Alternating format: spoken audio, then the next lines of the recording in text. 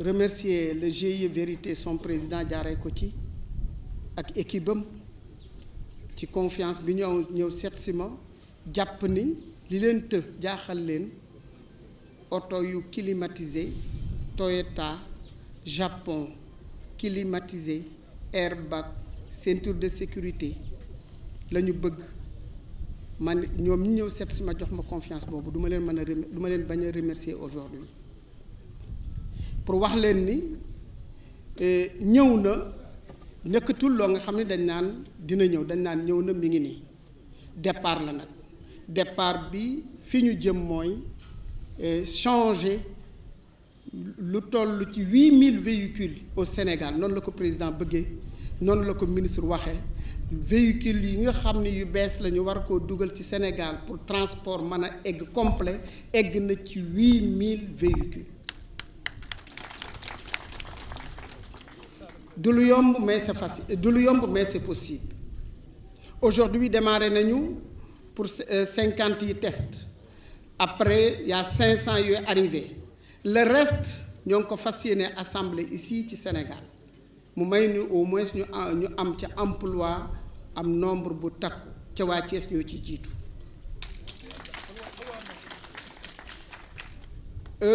ma bëggoon tuuti nag pour wax leen dëggal tuuti li nga xam ne moom la représentant des chauffeurs wax léegi ni dara boo koy defar dafa am ay normes damay fàttali ni ba 79 pour nga jox nit particulier automatique lu ne daj naa ko ci wax naa ci pendant 5 ans pour essayer convaincre nit ñi lan mooy automatique puisque lu bees la lu xew ba nañu toog ba ñëpp xewili ko ñun du ñuy yam ci ni jàppoon nañ ni ñun oto dafa war a nekk Peugeot mbaa 404 mbaa 504 manuel foofu rek lañ jàppoon ni oto bu baax fa la yem aujourd'hui nit ñi sax léegi fàtte nañu Peugeot 504 léegi ñi ngi wax Mitsubishi ñi ngi wax Toyota jàpp ni léegi nag bii moo fi gën mais technologie day avancer ak technologie ñu itam suñuy bëgg-bëgg dafa war a avancer ànd ak ñoom oto bi taxaw électrique la pour une première fois mu dugg Sénégal muy oto électrique amul moteur amul réservoir courant lañ ko chargé bi ñuy xëy lañ branché ca kër ga ba réservoir bi nekk plein ñu départ ñëw dina daw 550 kilomètres nga door koy chargé waat te si kër nga koy chargé ni ngay chargé sa portable foofu la technologie toll. oto baa ngi nii parce que bëgguma ñu naan am na dañ naan mi ngi nii taxaw ministre xool na ko dugg ci biir vérifier booy dugg muy tàkk ci doo xam ni tàkk na wala tàkkul da ngay départ rek mu dem.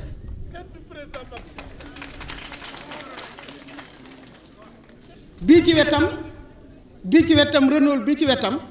xam ngeen Renault mais toujours yéen a ngi xam ni Renault manuel rek la war a doon bu dee taxi déedéet automatique la léegi am na gaz am na gasoil automatique lay doon climatisé airbag ceinture de sécurité kiy dugg ci biir sol lu set xeeñ lu neex nit mën koo fekk ci biir oto. je pense que le président de la République li mu bëgg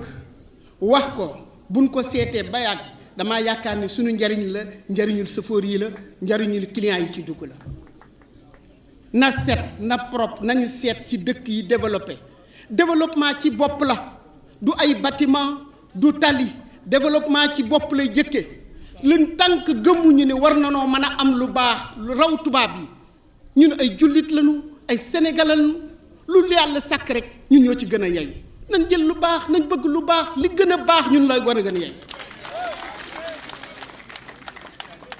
bëgguma guddal ndax kilifa yi toog waaye bëggoon naa attirer seen attention bu baax la technologie dafa avancé le monde dafa avancé digital la ñuy wax actuellement aujourd'hui bu ngeen ci gaawul bokk ci dañuy dem ba fàtte ngeen door a ñëw di fa ndax loo fekk passé nañ ko auto électrique bu dëkk yu gën a ak aujourd'hui notre partenaire Canada la nekk foofu amatul presque oto buy daw bu dul électrique foofu lañ jëm bu ñu ci kenn jiitu encore fàtte leen ni oto léegi c'est automatique manuel c'est dépassé passé nañ ko ñun passé nañ automatique ñoom ba egg ci électrique ñun ñoo ngi resté toujours ci manuel ak oto yoo nga xam ne boo ko xoolee vraiment kooku war na yàlla ko yàlla jële fii defal nañu fii li nga xam ni lu gën a baax ci oto li gën a baax yayoo ngeen ko ci yéene nañ leen ko ma bëgg nag attirer seen attention oto yii di ñëwaat incha allah balaa mat 2 mois dina leen tegal ay véhicules électriques yoo nga xam ne taxi la électrique taximan ba mu commencé liggéey ba nëgëni ba taxi commencé am ba léegi taximan kan lay liggéeyal borom station bu amee juróomi junni day lakk juróom ñetti junni yi da koy lakk gasoil am ñaari junni ba oto bi màgget nga teg fële yow li nga liggéey ci ba nga ko oto bi commencé juróomi at yi li nga ci liggéey yépp 60% yi borom station bee ko moom mais war nañu mën a au moins nit dugg ci oto jëndoo essence dawal ba egg am sa 25000 mu nekk versement ci yow propre climatisé ah ku ñëw xam ne alors ku ci dugg xam ne kii oto bu ko jar la mais il faut que nga gëm ko boo ko gëmul loo gëmul lu la yàlla du la ko jox ci loo gëmul lu la doo ko mën a utiliser donc pour bañ a guddal ndax bëgguma yàggal nii waaye vraiment maa ngi leen di encourager ci di leen xamal ni vraiment je suis avec vous mais pour la modernisation je vous remercie. ñii nekk ci kaw ñëpp samay kilifa lañ samay xarit lañu waaye daa am lu xew ci biir lu suuf muy ki nga xamante ni moo ko def ki ko def nag mooy promoteur bii ndax njool mi ko yor ak Mbaye Gueye ñëpp xamante nañu yàgg nañu ñu ngi leen nuyu kenn koy ci turam ak santam di gërëm bépp président regroupement bu jóge ci dëkk ak dëkk ak région pour ñëw fii di gërëm nag ci turu ki wax ci président regroupement national monsieur Idika ki xam ne moom moo ñu dalal di promoteur bi dafa juum te dungul ak njuumteem départ laa ko wax ndax man mën maa dikk mu ànd ak man ci projet bi ñu koy dox ba toll fii mun di ma jox kàddu fu mu ko teg est-ce que loolu rafet na ñi ñëpp maa jox oto yi ba mu ñëwee dem maa ko waxut ndax Mbaye Gueye mii ba ma ko laajee ak njool yàgg na ot projet bii yàllaa ko dugal waaye projet bi sama loxo la woon jaar yàgg naa ko dox ay at di ko dox kon ñoo gën a bëgg lu baax ñoo gën a bëgg lu bees mais ak condition bi mu jaaree war na léegi gis ko war na misaal mi fii ñu ngi gërëm autorité ci dëkk bi tàmbale ko ci monsieur le maire tàmbale ko ci gouverneur préfet commissaire central monsieur Tall ñu ngi leen di gërëm yéen ñëpp di jël nuyoo bi Tall di la ko jox nga tegal suñu directeur mu tegal ñu ko ci suñu ministre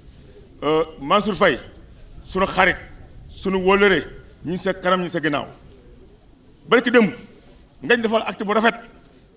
mosoo ko maa gis sa nguur lañ gis ay sa war am biir Màkka dégg nga barki démb moo njaay lañ ko gis sa nguuru président Macky Sall lañ gis ay sa war ñu woo leen may leen 14 biir Màkka région nga teg ci ñaari biir yow monsieur le ministre yaa ko def man ak yow daan nañ def ay compétition daan na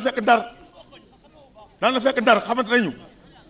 sportif la karatéka la maa ngi sama 4e dan kon xam naa ko dana yëg tapi yëg doon tapi kon xam na sama yar xam na samay teggin mais li ñu dox dañ koy dox ci ab yoon parce que kii xam mooy promoteur bi dafa yàgg a juum li mu yàgg a juum mooy lii mu wax fii dafa xam ni dañuy wut oto foo xam ni place boo xam ni fa ñu defee entretien oto yi ba ñu wax ci ak ñoom d'accord ba ci biir mu ne oto yi fu ñu yabee oto yi ñoo gën a bëgg oto yi bees yi bu ñu seen oto yi yëpp parc station nañ ko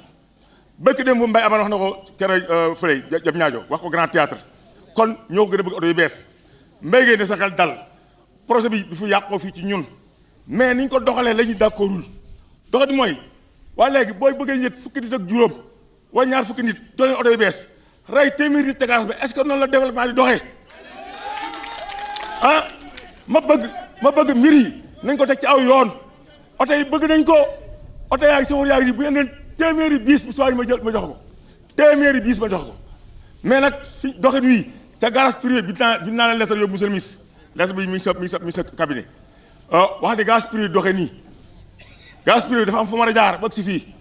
xam nañ ne garage privé nag ñu nag dañoo yar bëgg ñoo xëccoo bëgg def leen waaye garage bii na jaar fu mën a jaar ba si fii oto yi da dem ca garage ba seen borom fi lañ ko joxe ñu fa yabe wasalaamaaleykum wa rahmatullah. voilà salaamaaleykum mbooloo mi. Monsieur le gouverneur de la région de Thiès, Monsieur le préfet du département, Monsieur le sous-préfet, Monsieur le représentant du maire de la ville de Thiès, Monsieur le secrétaire général du ministère des Infrastructures, des Transports terrestres et du désenclavement, Monsieur le directeur de cabinet, Monsieur le président du conseil d'orientation du Fonds de développement des transports terrestres, Monsieur l'administrateur du Fonds de développement des transports terrestres, Messieurs les directeurs généraux, le directeur général de l'ANASER, le directeur général aussi du CETUD, Monsieur le directeur des transports routiers, Monsieur le président du GIE Vérité Transport, Monsieur le représentant de la Bank of Africa, Monsieur le président directeur général du groupe EMG Universal Auto, notre frère Mbaye Gueye, Mesdames et Messieurs les opérateurs et employés du secteur transport routier, Mesdames et Messieurs les représentants des syndicats des secteurs de transport routier, Mesdames et Messieurs, chers invités, c'est avec un réel plaisir que je préside ce matin la cérémonie de remise des clés de 50 véhicules minicars qui rentrent dans le cadre du processus de renouvellement du parc automobile du transport public au Sénégal. Le plaisir que j'éprouve s'accompagne d'un double sentiment. Un premier sentiment de satisfaction en constatant que le renouvellement du parc public des véhicules automobiles décidé par son Excellence le président Macky Sall connaît un parfait début d'exécution. Un second sentiment qui consiste en une espérance, l'espoir que le renouvellement du parc des véhicules va connaître une période intense d'accroissement de sa vitesse d'exécution. Une cérémonie comme celle-ci renforce cet espoir que nous devons rapidement transformer en réalité, puisque c'est cela la volonté et la directive du président de la République. Au demeurant,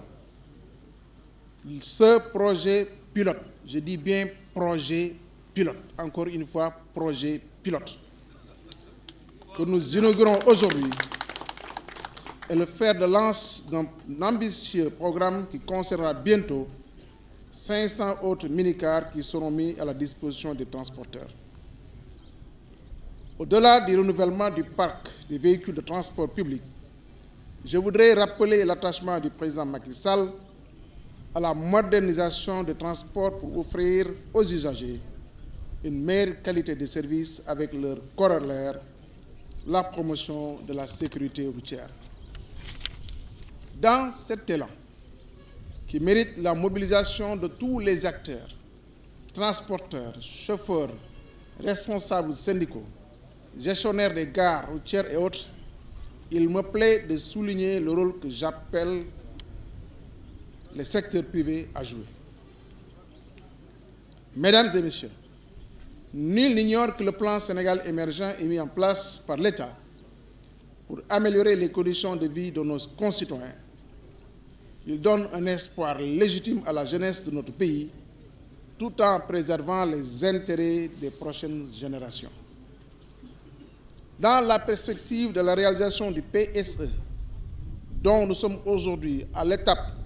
de plan d'action prioritaire ajusté et accéléré, il est attendu du secteur privé national qu'il exerce un rôle prépondérant. Si cela est vrai dans tous les secteurs de l'activité économique, il l'est encore plus en ce qui concerne le secteur des transports publics. Naturellement,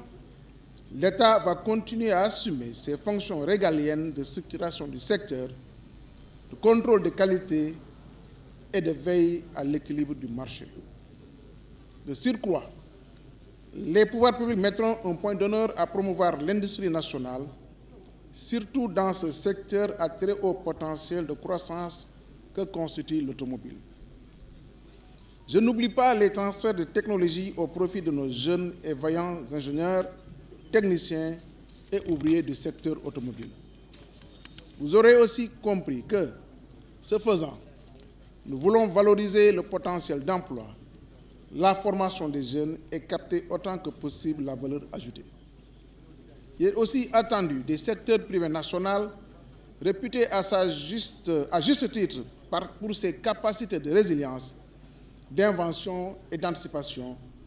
de saisir les opportunités ouvertes par le renouvellement des différents parcs de véhicules dans les différents segments du transport public. C'est pour ces raisons que je magnifie avec force la collaboration et l'esprit de partenariat public-privé qui nous valent ce matin la mise à disposition de 50 clés de véhicules minicars à nos amis et partenaires transporteurs. Je voudrais donc remercier et féliciter notre partenaire technique du groupe EMG et son président directeur général, M. Mbaye Gueye. J'associe à ces sentiments de gratitude et à ces félicitations le partenaire financier, la Bank of Africa. Je m'en voudrais de ne pas saisir l'occasion de cette cérémonie, que je trouve symbolique à bien des égards, pour lancer un appel vibrant et confiant au secteur privé national dans toutes ses déclinaisons techniques et financières pour venir participer aux côtés de l'État, votre partenaire naturel, au processus de renouvellement du parc des véhicules de transport public.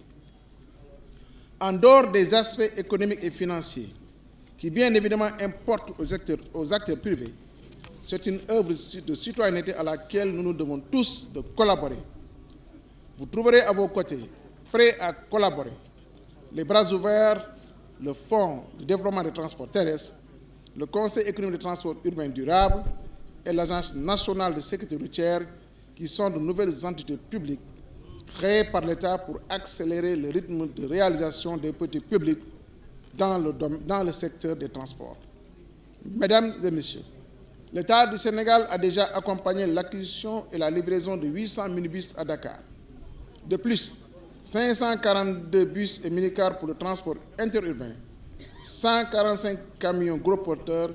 et 50 taxis urbains au niveau de l'aéroport international Blaise Diagne ont été mis au profit des opérateurs. Dans cet élan,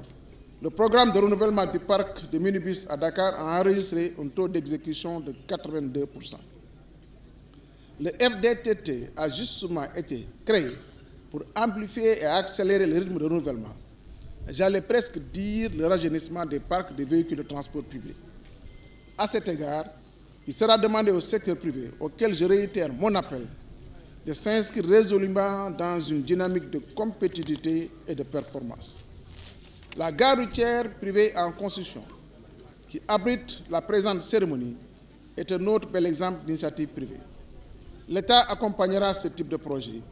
dans le respect, bien évidemment, de la réglementation en vigueur. Mesdames et Messieurs, la modernisation des transports routiers est à notre portée et je sais pouvoir compter sur les acteurs du secteur pour avancer ensemble dans la voie de la transformation structurelle de notre système de transport terrestre, dont les résultats sont déjà visibles avec le TR, le BRT en construction et le renouvellement du parc en cours. J'estime que seule cette ambition mérite la mobilisation de nos efforts, seul ce combat mérite la synergie de nos actions. C'est donc avec sincérité, avec confiance que j'appelle tous les acteurs du transport routier, les syndicats, les regroupements de chauffeurs, les gares routières, les travailleurs, les propriétaires et transporteurs à rejoindre le président de la République dans cette bataille, la seule qui vaille, à mes yeux, pour un secteur de transport routier moderne et plus rentable, où les acteurs sont prospères, où les usagers sont satisfaits dans leurs exigences de confort, des coûts financiers accessibles et surtout de sécurité routière. Je sais pouvoir compter sur vous tous. Je voudrais terminer mon propos en encourageant le FDTT et au premier plan son administrateur, M. Babacar Gueye, à persévérer dans la voie ainsi tracée pour que des cérémonies pareilles se répète dans un rythme ininterrompu et effréné à la grande et unique satisfaction des usagers sénégalais. jërë ngeen jëf. DG nuy mbokk yëpp ak invité yi fi teew yëpp di sant jataay bi bu baax waaye aussi di comprendre jataay bi parce que secteur bi moo tëddee nii di leen wax ni tey jii li ñu fi tax a teew mooy joxe caabi yi nga xam ni juróom fukk oto yu benn promoteur muy président Mbaye Guèye teg ci secteur bi moo koy sant bu baax di ko gërëm ci initiative bi mu jël mu bokk ci initiative bu am solo muy mun nañ ko tuddee nu ñu neexee suñu neexee ñun renforcement la suñu neexee ñun renouvellement la waaye nag ci renouvellement la ñu jëm mu nekk loo xam ni dañ koy saluer di ko encourager. Président de la République dafa ni plan Sénégal émergent te ci kaw plan Sénégal émergent transport daf ci nekk sécurité priorité bu am solo ku ci nekk ci ñun xam na secteur transport dafa nekk secteur bu rëy secteur buy employé doomu réew mi ci lu bari secteur boo xam ni ñu ci nekk ay liggéeykat lañu ay jàmbaar lañu ay gor lañu te ci loolu mu ni dafay def lu ñuy wax renouvellement du parc de transport automobile boo jëlee segment bu nekk boo jëlee les gros porteurs président tàmbali na programme pour renouveler ko wax naa fi léegi les 148 gros porteurs yi nga xam ni maanaam état bi ak la BNDE tàmbali woon nañ ko def boo jëlee le secteur urbain nga jël les bus AFTU plus de ñaari junne ak ñeenti téeméer bus changé nañ ko fii ci Sénégal mu nekk programme de renouvellement bu am solo boo jëlee le secteur maanaam aussi toujours urbain taxi yi am na programme yu am solo yoo xam ni seen Iran tàmbali na ko ñëw naa fi il y a quelques mois ñu lancé programme boo xam ni pour yokk maanaam wala pour changer oto yi taxi yi au niveau national pour am programme boo xam ni seen Iran moo ko doxal mosoon naa fi dem aussi gare routière boobu maraîcher ñu mettre en service ay oto yoo xam ni ñu leen tuddee ay marque force ñuy daw ci dëkk bi tey jii Mbaye Guèye mettre na en disposition ak des promoteurs oto yi nga xam ni dañuy renforcer wala ñu renouveler maanaam le secteur du transport interurbain waaye lu may faral di wax suñu ay service dama ne secteur bi buñ cee def mbir amaan na maanaam tegtalu président de la république la nañ ci boole tous les acteurs parce que acteurs yi mënoo def dara te boolewu ci les acteurs donc loolu lu ma gëm la lu may taxawal la lu may doxal la waaye dañuy aussi le secteur maanaam ñëpp xam nañ ni plus de soo jëlee les véhicules yi def transport interurbain que mu nekk taxi 7 places yi que mu nekk minicar yi que mu nekk les bus ay milliers de oto la ay junne oto la donc pour man asamaan si yaatu na asamaan su yaatoo nag jarul xëccoo ni xaaral ma xool asamaan si donc lu am solo mooy les initiatives yi tege acteurs yi bokk ci ñu accompagner acteurs yi parce que président de la République teg na jumtuwaay boo xam ni donne le fonds de développement des transports terrestres jox ko ay moyens pour mu mën a accompagner maanaam les initiatives ci yoon boobu nag duñ ko wàcc daañ ci nekk daañ ci taxaw pour que acteurs yi mën ci gis seen bopp damay faral di wax aussi nii gare routière yi chauffeur yi ci nekk di daw 7 places wala di daw 14 places ba ma gisee ni projet force yi peut-être au départ bokkuñu ci woon dem ni il faut que ñu leen ciy boole parce que mënuñu def projet yi mel noonu ba noppi di ko jox maanaam ñenn ñi te bàyyi ñeneen ñi buñ ko defee du sotti te loolu bu neexee yàlla daañu ci taxaw parce que boo naree renouveler plus de 8000 et poussière véhicules ëpp na ko sax ah yi daw interurbain parce que c'est les 7 places à peu près plus de 7007 places yi daw présentement ni les minicars compté wu ma ko ah les bus compté wu ma ko donc ku ci nekk mën na cee gis boppam dans la dynamique nga xam ni bu ëllëgee luñ ciy am njort mooy lan mooy fexe ba nga xam ni askan buy jël oto yooyu ñu mën cee dugg ci sécurité def jóge fu ñuy jóge en sécurité suñu borom def ñu yegg fu ñu yegg en toute sécurité aussi nekk loo xam ni dafa war a nekk un secteur qui attire dafa war a xëcc nit ñi parce que bu développé da nga gis lu ñuy wax les transports irréguliers dana wàññeeku ci lu bëri parce que mën na leen ci xajal ñu ñëw dugg ci biir da nga gis bu ëllëgee ñu mën a développer aussi les gares routières da nga gis bu ëllëgee aussi parce que dana yaatu boo xam ni même les gares privées mën na ci nekk te gare privée wax nañ ko fii gare privée la mais gare privée bu ñu mënti def il faut que ñu respecter la réglementation bu nga xam ni état bi daf ko teg te kooku on veillera à ce que ñu respecter réglementation bu nga xam ni état bi daf ko teg donc lu mel noonu bu ñu tegee jumtuwaay yëpp pour que askan bi maanaam ku ci nekk ci ñun mën a respecter lu la yoon may bu ëllëgee kenn du ci am jafe-jafe donc loolu damay dalal xelu tous les acteurs neen ñun en tant que ndaw président de la république mu dénk ñu secteur bi ñu ànd ceeg suñu ay collaborateurs lépp loo xam ni luy demal secteur bi kanam bu soobee suñu borom dañ ci taxaw lépp loo xam ne buy dalal secteur bi la ci jàmm bu soobee suñu borom dañ ci taxaw moo tax ubbil nañu suñu buntu ñëpp tous les segments opérateurs acteurs rek promoteurs privés et cetera ku ci nekk mën nañoo taxaw ñëw waxtaan seet luy defar secteur bi kanam parce que buñ ko defarulee bu ëllëgee askan bi ci boppam moo ñuy jéppi te bu ñu jéppee voilà neneen la ñuy xoolee te loolu baaxul ci ñun donc man damay inviter l'ensemble des acteurs du secteur ñi ci nekk ñuy def ay concertation autour donc de vos entités yi leen représenté pour ñu trouver solution parce que solution yooyu lay askan bi di xaar ci ñun projet nag bu amee da ngay accompagner parce que suñu taxee bañ a accompagner kon kenn du dem boo bañee sa morom dem mu mugg dem te mën a dem nga bañ mu dem kon kenn du dem donc il faut que ñu bugg dem ñu leen di accompagner mais ci yoon nga xam ne yoon boobu la ñuy yoonu état may tant que ñi ngi ci yoon boobu la man de Mansour Faye dinaa accompagner ku nekk ci yoon boobu la bu neexee yàlla donc